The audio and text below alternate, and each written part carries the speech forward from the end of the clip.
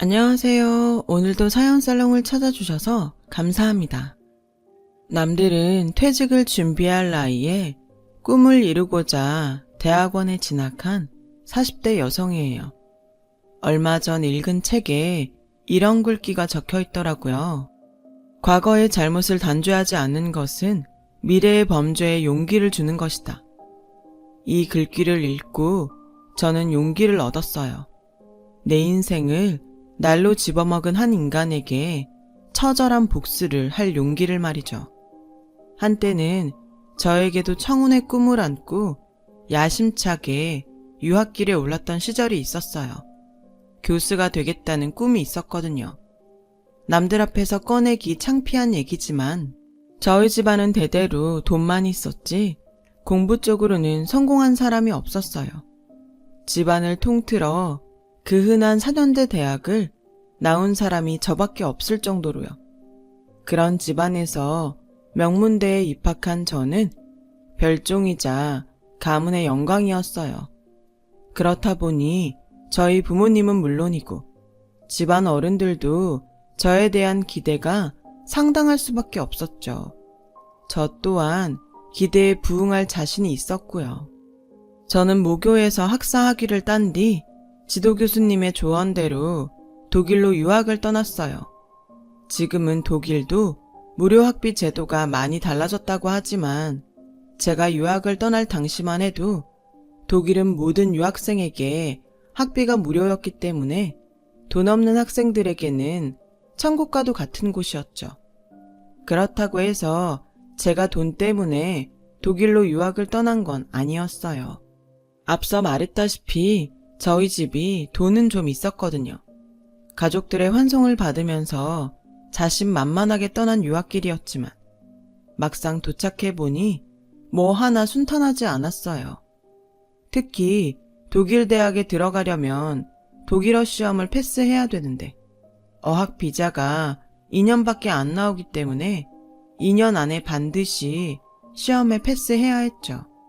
안 그러면 입학시험도 못 보고 한국으로 돌아와야 했으니까요. 그런데 그 시험이 만만치 않더라고요. 안 그래도 제가 언어에 약한 편인데다 영어라면 모를까 낯선 독일어를 새로 익히려니 죽을 맛이었죠. 그래도 어떡해요. 주변에 학위 따기 전엔 절대 한국 땅 안 밟을 거라고 호언장담하고 왔는데 죽으나 사나 공부해서 붙어야죠. 저요, 정말 고3 때보다도 더 열심히 공부했어요. 그렇게 노력한 덕분에 1년 반 만에 제가 가려는 대학에서 요구하는 수준의 독어 성적을 따낼 수 있었어요. 대학 입학은 어학준비 과정보다는 훨씬 수월하게 합격할 수 있었어요.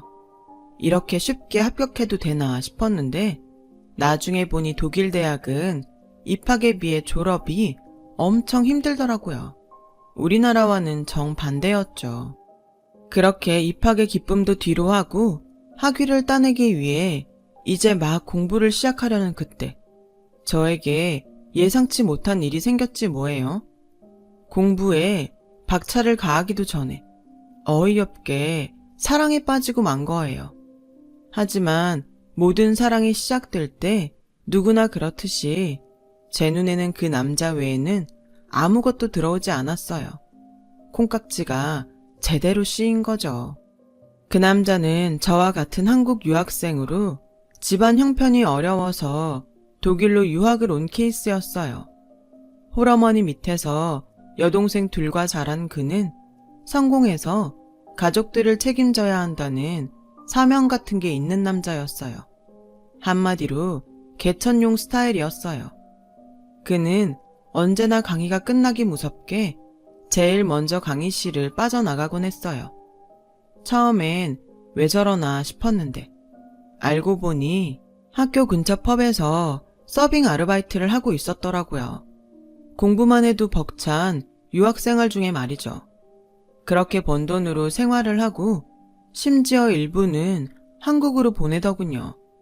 정작 자신은 집세를 못 내서 친구 집을 돌며 더부살이를 하면서 말이죠. 제가 이 남자한테 빠진 건 어쩌면 사랑보다는 연민 때문인지도 몰라요. 이 남자를 볼 때마다 가슴이 찡한 게 구제해주고 싶었거든요. 당시 학생들은 기숙사 생활을 하거나 쉐어룸을 구해 살았는데 저 역시 스페인에서 온 유학생과 쉐어룸에서 살고 있었죠. 그런데 학기 중에 갑자기 룸메이트가 고국으로 돌아가게 되면서 새로운 룸메이트를 찾아야 할 상황이 된 거예요. 저는 당장 남자를 찾아가 공짜 빈방이 생겼다고 거짓말을 했어요. 스페인으로 돌아간 룸메이트가 이미 반년치 반값을 내고 갔다고 말이죠. 사실 너무 엉성한 거짓말이었지만 궁한 상황이었던 그는 제 말에 따라 저희 집으로 들어와 살게 되었어요. 젊은 남녀가 한 집에 살다 보니 우리는 자연스럽게 가까워지게 되었고 얼마 뒤 연인 사이로 발전하게 되었어요. 사귀고부터는 집세며 생활비를 저희 집에서 보내준 돈으로 해결했고요. 한창 젊었던 우리는 열렬한 연애를 했고 그러는 와중에 덜컥 아이가 생긴 거예요. 제 임신 소식에 저희 집에서는 당연히 난리가 났죠. 기껏 교수 만들려고 유학 보내놨더니 하필 쥐뿔도 없는 남자를 만나서 날개도 못 펴보고 꺾이게 됐다고 말이죠. 하지만 그때는 남편한테 빠져있던 때라 부모님이 뭐라고 하시든 제 귀에는 안 들어왔어요. 남편 역시 어머님께 저의 임신 사실을 알렸는데 시댁 쪽에서는 꽤 반기는 눈치더라고요. 아무래도 처가가 꽤 사는 집이니 적어도 돈 걱정은 덜게 됐다 싶었나 봐요. 게다가 타국에서 지내는 아들을 챙겨줄 여자가 생겼으니 더 그랬을 테고요. 아무튼 그렇게 우리는 부부가 되었어요. 처음엔 유학이고 뭐고 당장 돌아오라던 아빠는 그래도 자식이라고 꼬박꼬박 생활비도 붙여주셨고 임신한 딸이 혹여 제대로 못 먹고 지낼까봐 매달 한식 재료도 잔뜩 붙여주셨죠. 덕분에 저는 삼시세끼 한식을 먹어가며 무사히 아이를 낳을 수 있었어요. 그렇게 아이까지 낳고 보니 어느새 제 꿈은 저 멀리 날아가 버리더군요. 그래서 이왕 이렇게 된 거 남편이라도 반드시 교수를 만들어야겠다는 새로운 꿈을 갖게 되었죠. 책임감이 강했던 남편은 저희 친정에서 보내주는 돈으로 사는 게 미안했던지 학업과 아르바이트를 병행했어요. 아무래도 아이가 있다 보니 돈 들어갈 때가 많았거든요. 틈틈이 번역 일도 하고 방학 때는 한국 관광객들을 차에 태우고 다니며 관광 가이드 노릇도 했어요. 제 남편이지만 정말 의지 하나는 어디서도 빠지지 않을 남자다 싶었죠. 그리고 드디어 남편이 박사학위를 따게 되었고 우리 부부는 한국으로 돌아갈 준비를 하고 있었어요. 그러던 어느 날이었죠. 남편이 누군가 통화를 하고 있었는데 통화를 하는 내내 꽤 심각한 표정으로 한숨을 푹푹 내쉬더군요. 통화를 마친 남편한테 누구랑 통화를 했냐고 물으니 어머님이라고 하더군요. 그래서 집에 무슨 일 있냐고 물었죠. 그랬더니 남편은 대뜸 여보, 우리 귀국을 좀 미루면 안 될까? 당장 한국으로 돌아간다고 해도 강의 자리가 바로 나는 것도 아니고 보나마나 생활하기도 버거울 텐데 비자 기간도 남았으니까 1년만 더 살자. 솔직히 저는 당장 한국으로 돌아가고 싶었지만 남편이 이런 부탁을 하는 데는 그럴 만한 이유가 있을 거란 생각에 한국행을 고집할 수만은 없었어요. 그래서 이유를 물었어요. 그랬더니 남편이 그러더군요. 유학생활도 처가 도움받아 했는데 한국에 정착하면서도 처가에 손을 벌리는 게 솔직히 너무 창피해서 그래. 어머니도 장인어른 볼 낯이 없다시고 여기서 1년 동안 바짝 벌어서 월세집 보증금이라도 만들면 안 될까? 그래, 당신 뜻이 그러면 그렇게 하자. 남편 체면이 달린 일이라 결국 저는 남편 뜻에 따르기로 했어요. 그렇게 동일 생활을 1년 연장한 우리 부부는 닥치는 대로 일을 해서 돈을 모으기 시작했어요. 그리고 얼추 월세 보증금 정도를 만들 수 있었죠.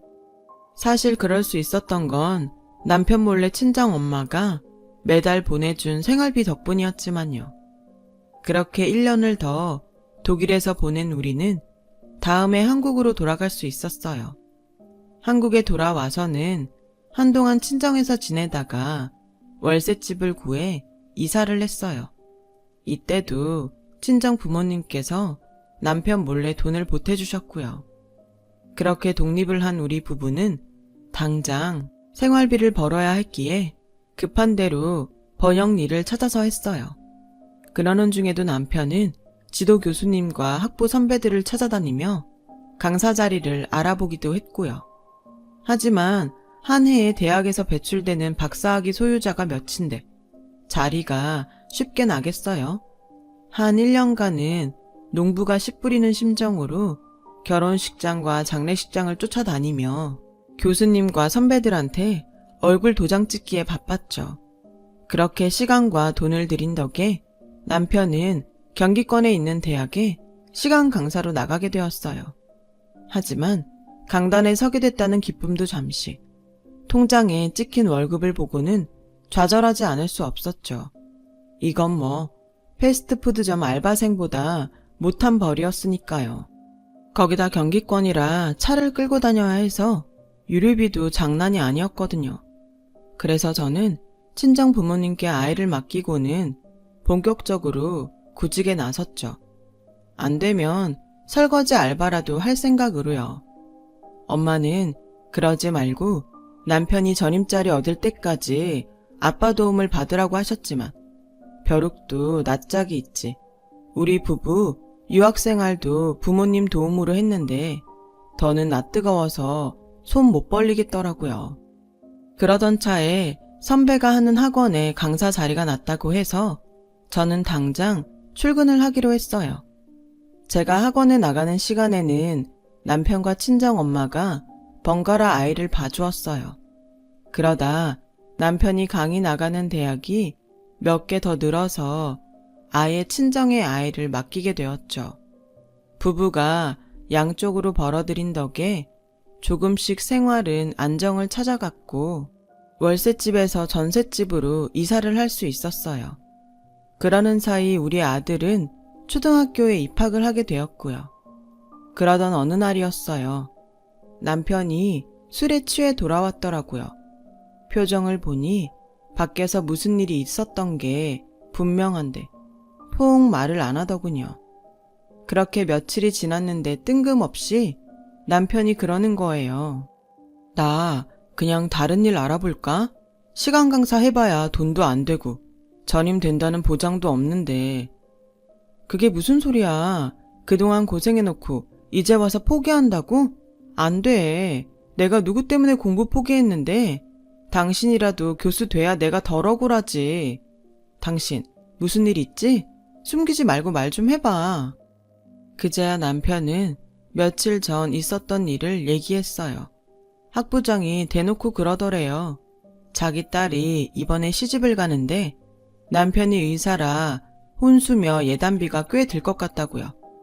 처음엔 그냥 그런가 보다 했는데 말미에 이런 소리를 하더래요.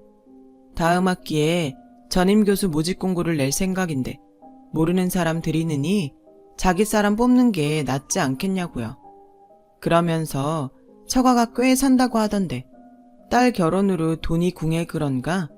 요즘 같아선 자네가 그렇게 부러울 수가 없다고요. 딱 들어도 돈을 요구하는 말이었어요. 남편 역시 그 말뜻을 알고는 있지만 차마 제게 돈 얘기를 꺼내기 어려웠던 거였죠. 그 돈 내가 만들어줄게. 오늘 가서 학부장한테 정확히 얼마가 필요한지 물어보고 나한테 전화해. 내가 무슨 수를 써서라도 그 돈 꼭 마련할 테니까. 알았지? 말은 이렇게 했지만 사실 저라고 돈 구할 방법이 있는 건 아니었어요. 그래도 지금까지 어떻게 버텼는데 이렇게 기회를 놓칠 수는 없겠더라고요. 학원에 출근을 하기 전에 일단 주거래은행에 들러 대출 상담을 했어요. 다행히 4대 보험에 가입돼 있어서 대출은 가능했지만 대출 금액은 생각보다 얼마 안 되더라고요. 그래서 어떻게 해야 하나 고민을 하는데 남편한테 전화가 왔더라고요. 뭐? 7천만 원?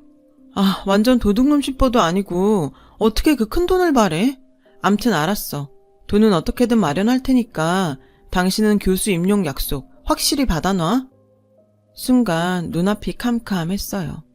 1, 2천만 원도 아니고 7천이라니요. 로또라도 당첨되지 않는 한 제 선에서 구할 수 있는 돈이 아니었어요. 그래서 아빠를 찾아갔어요. 그리고는 자초지종을 설명하고 7천만 원만 해달라고 부탁드렸어요. 아빠는 한참을 말없이 생각에 잠기셨죠. 네, 그동안 널 봐서 아무 말 않고 니들 사는데 지원을 해줬다만 더는 안 되겠구나. 제 힘으로 교수 될 능력도 안 되는 놈이라면 더는 투자 못하겠다. 야비해도 할 수 없다. 이 애비는 자선사업하는 사람이 아니다. 정 그 돈이 필요하다면 이서방이 직접 와서 정식으로 차용증 쓰고 나한테 돈을 빌리라고 해. 당연히 이자도 받을 생각이다. 그러지 않으면 어림도 없어. 뜻밖이었어요. 아빠가 그렇게 나을 줄은 몰랐거든요. 퇴근 후 남편한테 그 얘기를 했더니 남편도 내심 놀라는 표정이었어요. 그래도 어쩌겠어요. 우리 부부한테 그 큰 돈을 빌려줄 사람은 아빠뿐인걸요. 결국 남편은 아빠 사무실로 찾아가 차용증을 쓰고 변호사 사무실에서 공증을 받고서야 돈을 빌릴 수 있었어요. 우여곡절 끝에 남편은 전임 교수가 되었고 저는 아빠한테 빌린 돈을 갚기 위해 식당 설거지까지 해야 했어요. 물론 남편한테는 비밀로 하고요. 그렇게 7년을 꼬박 일해서 결국 저는 아빠한테 빌린 돈을 다 갚을 수 있었죠. 교수 월급이 얼만데 설거지를 하며 그 돈을 갚았냐고 하겠지만 거기엔 그럴 만한 이유가 있었어요. 시댁이 워낙 가난해서 시누이 둘을 시집 보내는데 우리가 돈을 보태줘야 했거든요. 거기다 자리가 자리인지라 남편이 밖에서 쓰는 돈도 만만치 않았고요. 주머니에 구멍이 많으니 돈이 모일 틈도 없이 빠져나가기 바빴죠. 그러니 어쩌겠어요. 저라도 벌어서 갚을 수밖에요. 그런데 이게 다 헛짓이었더라고요. 꼭 믿는 도끼가 발등을 찍더라고요. 늦은 밤이었어요. 엄마가 울먹이는 목소리로 전화를 했더라고요. 아빠가 욕실에서 쓰러지셨다고요. 발견하자마자 바로 응급실로 갔지만 발견하기까지 시간이 꽤 흘러서 가망이 없다고 했다나 봐요. 저는 당장 남편을 깨워서 병원으로 달려갔어요. 늘 당당하던 아빠가 산소호흡기에 의지해 간신히 숨을 쉬고 있는 모습을 보자 눈물이 멈추지 않더라고요. 엄마는 거의 혼이 나간 사람처럼 병원 복도 의자에 주저앉아 있었어요. 그런 엄마를 보니 나라도 정신을 차려야겠다는 생각이 들더군요. 남편은 다음날 강의가 있어서 집으로 보내고 저는 엄마를 모시고 친정으로 향했어요. 중환자실 면회 시간이 정해져 있어서 병원에 남아있어 봤자 아빠를 볼 수도 없었거든요. 그날 이후 저는 엄마를 모시고 면회 시간마다 아빠를 보러 갔어요. 아빠는 중환자실에 들어간 지 3일째 되는 날, 결국 세상을 떠나시고 말았죠. 슬픔이 가실 틈도 없이 장례 절차가 시작됐고 형제가 없는 저는 남편한테 전화를 했어요. 그런데 글쎄 남편이 못 온다지 뭐예요. 아, 어떡하지? 나 지금 공항이야. 제주도에서 학회가 잡혀서 내가 당장 못 갈 것 같은데. 뭐? 그걸 말이라고 해? 그깟 학회가 장인 장례식보다 중요해? 당신이 어떻게 우리 아빠한테 이럴 수가 있어? 어떻게 이러냐고. 그래, 마음대로 해. 그 잘난 학회 가서 교수 노릇이나 실컷 하라고. 너무 화가 나서 전화를 끊어버렸어요. 그러면서도 내심 남편이 마음을 바꿔 장례식장으로 와주기를 바랬죠. 하지만 발인 날이 되도록 남편은 장례식장에 코빼기도 보이지 않았어요. 시어머니와 시누이들도 마찬가지였죠.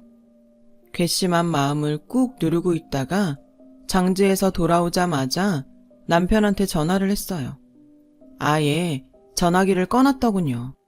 그래서 과 사무실에 전화를 했는데 글쎄 조교가 이러지 뭐예요. 네? 제주도 학회라뇨. 교수님 안식년 들어가셔서 일주일 전부터 학교 안 나오시는데요. 순간 망치로 머리를 3개 얻어맞은 것 같았어요. 남편한테 안식년에 대해서는 전혀 들은 적이 없었거든요. 혹시 몰라서 그 길로 시댁에 달려갔어요. 먼저 전화를 하면 피할 것 같아서 연락 없이 찾아갔죠. 그랬더니 시어머니가 제 머리에 꽂힌 장례식 핀을 보고는 놀라시면서 누가 돌아가셨냐고 묻더군요. 그이가 말 안 해요? 친정아버지 돌아가셨다고? 하긴 사위인 자식도 안 찾아온 장례식장에 자기 가족을 보낼 리가 있나. 어머님 아들 지금 어딨어요? 학교에서 안식년이라 1년간 휴가라는데 장인 장례식도 안 오고 어디 있냐고요. 악에 바친 저는 소리를 질렀어요. 그랬더니 시어머니는 뭔가 떠올랐는지 눈빛이 변하더라고요. 뭔가 알고 계시죠? 그 사람 지금 어딨어요? 말 좀 해보세요. 하지만 시어머니는 제게 아무 말도 해주지 않았어요. 그렇게 별 소득 없이 집에 들어온 저는 업체에 연락해 남편의 행방과 뒷조사를 의뢰했어요. 한 달여쯤 지났을까? 업체에서 연락이 왔더라고요. 남편은 현재 미국 보스턴에 체류 중이라고 하더군요. 그런데 그 다음 말이 충격적이었어요. 남편분 호적에 아드님 외에 따님이 한 분 더 있던데 혹시 알고 계신가요? 7년 전에 남편분 밑으로 입적됐더군요. 알고 보니 남편은 독일 유학 전에 사실혼 관계였던 여자가 있었더라고요. 독일에서 알바를 하며 돈을 붙였던 것도 시댁이 아닌 그 여자한테 보냈던 거였죠. 유학 중에 잠깐씩 한국에 들릴 때도 남편은 몰래 그 여자를 만나왔었고 독일에서 귀국을 1년 미루고 돈을 벌었던 것도 월세 보증금이 아닌 혼외 자식인 딸아이 수술비를 벌기 위해서였더라고요. 교수 임용이 되고서도 시누이들 핑계를 대고 목돈을 그 여자한테 보내왔고요. 한마디로 두 집 살림을 해온 거였죠. 내 부모 등골을 빼서 말이에요. 피가 거꾸로 솟는 것 같았어요. 이 인간을 당장 찢어 죽여도 시원찮을 판이었죠. 손이 바들바들 떨리고 배신감에 잠도 잘 수 없었어요. 맨정신으로 버티기 힘들어서 못 마시는 술도 마셔봤지만 소용이 없었죠. 머릿속에는 온통 어떻게 하면 가장 잔인한 복수를 할 수 있을까?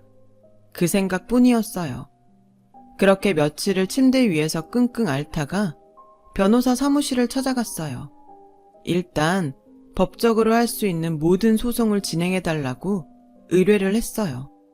그리고는 남편한테 이메일을 보냈어요. 불륜 사실을 다 알고 있으며 당장 돌아오지 않으면 후회하게 될 거라고요. 그러자 다음 날 남편이 제게 전화를 했더라고요.